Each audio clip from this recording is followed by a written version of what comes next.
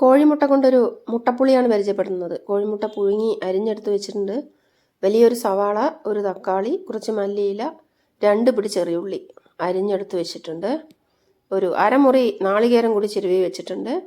ഒരു ചെറിയ നെല്ലിക്ക വലുപ്പത്തിൽ പുളി വെള്ളത്തിലിട്ട് വെച്ചിട്ടുണ്ട്. വെളുത്തുള്ളി ഒരു 5 അല്ലി, ഒരു ചെറിയ കഷ്ണം ഇഞ്ചി, 1 ടീസ്പൂൺ അളവിൽ മല്ലി, അതിലേറരുത്, 1 ടീസ്പൂൺ അളവിൽ കുരുമുളക്, 1 ടീസ്പൂൺ അളവിൽ മുളക് പൊടി, 1/2 ടീസ്പൂൺ അളവിൽ മഞ്ഞൾപ്പൊടി, കുറച്ച് കറിവേപ്പില. ഞാനിവിടെ ചീനച്ചട്ടി അടുപ്പത്ത് വെച്ചിട്ടുണ്ട്. വെളിച്ചെണ്ണ പാർന്ന് കൊടുത്തിട്ടുണ്ട്. അതിലേക്ക് ഞാൻ ഈ മുളക് പൊടി, മഞ്ഞൾപ്പൊടി ഒഴികെയുള്ള ബാക്കിയുള്ള സാധനങ്ങൾ എല്ലാം കൂടി വറുത്തെടുക്കാൻ പോവാണ്. അതായത് ഇഞ്ചി, വെളുത്തുള്ളി, മല്ലി, കുരുമുളക്, കറിവേപ്പില, ഇതൊക്കെ കൂടി വറുത്തെടുക്കാൻ പോവുകയാണ്. ഇപ്പോൾ നല്ല ഒരു മണം വന്നു തുടങ്ങി. ഇത് മൊരിഞ്ഞ് കിട്ടിയിട്ടുണ്ട്. ഇനി ഇതിലേക്ക് നാളികേരം കൂടി ചേർത്ത് വറുക്കാം. നാളികേരം നല്ല ഒരു ബ്രൗൺ നിറമാകുന്നത് വരെ വറുത്തെടുക്കണം. ചെറിയുള്ളി കൂടി നമുക്ക് കുറച്ച് ഇതിലേക്ക് ചേർത്ത് കൊടുക്കാനുണ്ട്. പിന്നെ ജീരകം കൂടി കുറച്ച് ചേർത്ത് കൊടുക്കണം. അത് പച്ചയ്ക്ക് ചേർത്താൽ മതി, വറുക്കേണ്ട ആവശ്യമില്ല. ജീരകം വറുത്ത് കഴിഞ്ഞാൽ വേറൊരു മണമാണ്. അതുകൊണ്ട് ജീരകം വറുക്കുന്നില്ല. കുറച്ച് ഉള്ളി കൂടി ചേർത്ത് കൊടുത്തിട്ടുണ്ട്. ഇനി ഇത് നല്ല ബ്രൗൺ നിറമാകുന്നത് വരെ നന്നായിട്ട് മൂപ്പിച്ചെടുക്കണം. ഇപ്പോൾ ഇത് മൂത്ത് വന്നിട്ടുണ്ട്. അതിലേക്ക് മുളക് പൊടിയും മഞ്ഞൾപ്പൊടിയും കൂടെ ആ നാളികേരത്തിലേക്ക് ഇട്ട് കൊടുത്തിട്ടുണ്ട്. എന്നിട്ട് അതും കൂടി ഒന്ന് നന്നായിട്ടൊന്ന് മൂപ്പിച്ചെടുക്കാം. നല്ല ഒരു സ്വാദുള്ള ഒരു മുട്ടപ്പുളിയാണിത്. ഇത് നൂലിപ്പുട്ടിനും അപ്പത്തിനും ദോശയ്ക്കും ഗോതമ്പപ്പത്തിനും പറ്റും. ഞാനിവിടെ ഗോതമ്പപ്പമാണ് ഉണ്ടാക്കുന്നത്. അപ്പോൾ ഇതാ നല്ല പോലെ മൂത്ത് വന്നിട്ടുണ്ട്. ഞാനതെല്ലാം എടുത്ത് അരച്ചെടുക്കാൻ പോവുകയാണ്. ഇനി കുറച്ച് വെളിച്ചെണ്ണ ഒഴിച്ചു കൊടുക്കാം. ഒരു 3 ടീസ്പൂൺ അളവിൽ. ഇതിലേക്ക് നമുക്ക് സവാളയും ബാക്കിയുള്ള ചെറിയുള്ളിയും കൂടി ഒന്ന് മൂപ്പിച്ചെടുക്കാം. നന്നായി മൂത്ത് വന്ന ശേഷം തക്കാളി കൂടി പച്ചമണം പോകുന്നത് വരെ വഴറ്റിയെടുക്കണം. ഇപ്പോൾ ഇതാ മൂത്ത് വന്നിട്ടുണ്ട്.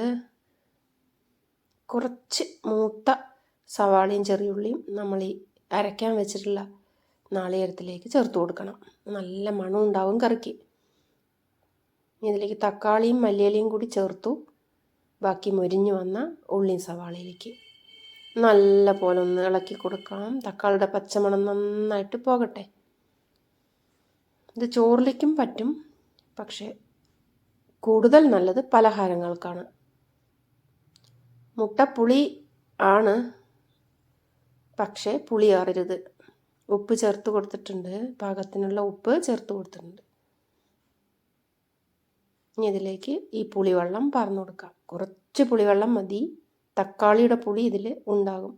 തീ ഒന്ന് താത്തി കൊടുക്കാം. ഇനി നമുക്കത് അരച്ചെടുക്കാം. അരപ്പരച്ചെടുക്കാം. ഇതൊന്ന് തിളച്ച് വരട്ടെ.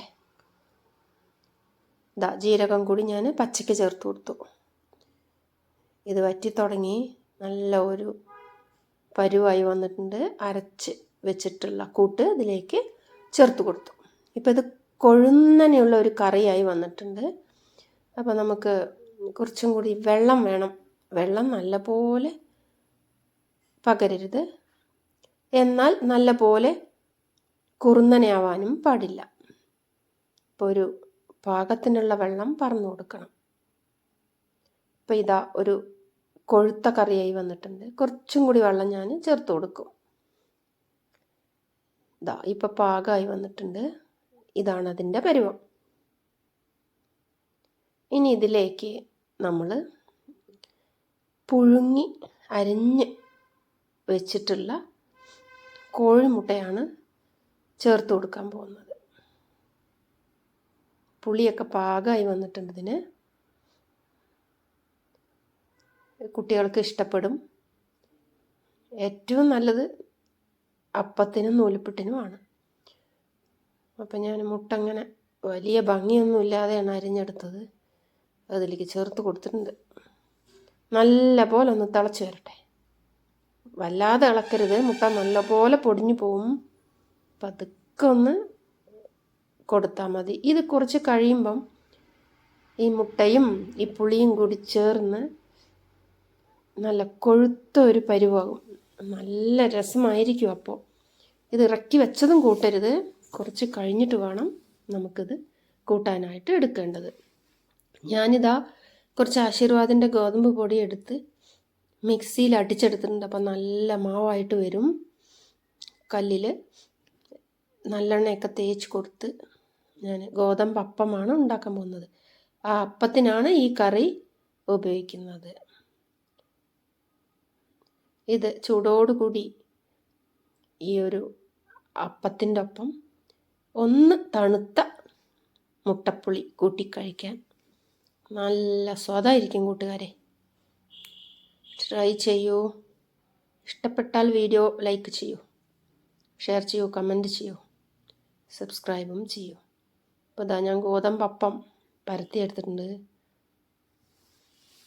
കല്ലിലാണ് ചുട്ടെടുക്കുന്നത്. നല്ല പോലെ മൂത്ത് വന്ന ശേഷമേ മറിച്ചിടാൻ പറ്റുകയുള്ളൂ. നുള്ളു വെളിച്ചെണ്ണ കൂടി നമുക്ക് തൂവി കൊടുക്കാം. പപ്പം വെന്ത് വന്നിട്ടുണ്ട് ഒരു വശം. ഇനി നമുക്കിത് മറിച്ചിട്ട് കൊടുക്കാം. ആഹാ,